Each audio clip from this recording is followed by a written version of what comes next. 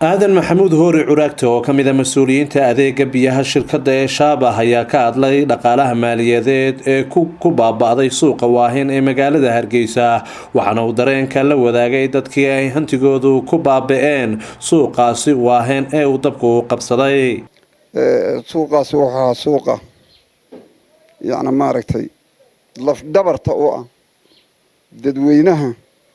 geeskan Afrika uu ka soo adeegin jiray anuu bishan Maarch dhexdeedii baan tagay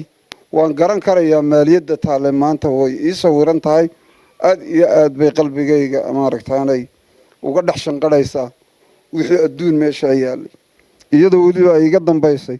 alaabtii ciidda ee toddobaadkan la rogay iyadoo iga dambaysay wax aynka in alaabta aynka iyo ganacsiga aynka iyo hantida meesha taala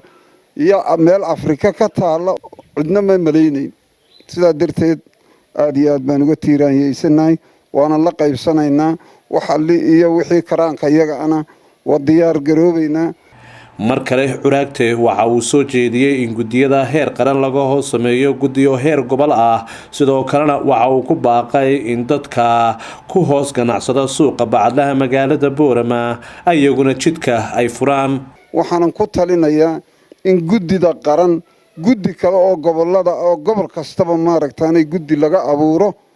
oo cid kasta oo ma garanaysaanay arintaasi gacan ka geysan kartana si hoose loogu dhaadhaco oo guddida heer qaran ma ahna to heer gobol oo gobol kastaba ka howlgashana la abuuro si shirkadaha iyo dadka maaragtay maalka haysta intay doonaan baa noqdaan waayo waxani waa wax maalin kastaba meel uun taagan masiibo meel walba way joogtaa maalinba nin bay ku dambaysaa sida darteed shirkadaha iyo bacmashtariga iyo bacadlayaasha iyo dhammaan rag iyo dumarba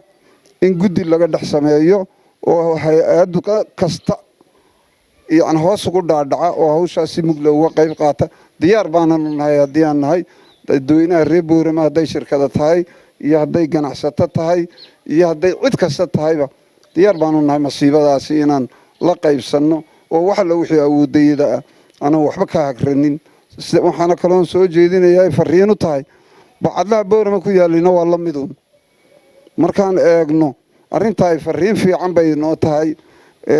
masiibada dhacday waa in wax lagu qaato waa arin dadka wax lagu tusayo dibna looga taxadiro meelo badan oo Hargeysa la mid oo kalena way jiraan oo sida luuqluuqo ah marka waxa weeyaan masiibada dhacday macallin ay noo noqoto hanan ka gurmana hadii Ilaahay yiraaho fadhigana laga kaco bisha Ramadaan anu waxaan ku talinayaa in wax alla wixii karaankeeda cid kastaaba isla garab taagto Axmed Riicil Tire warbaahinta SBC Boorama.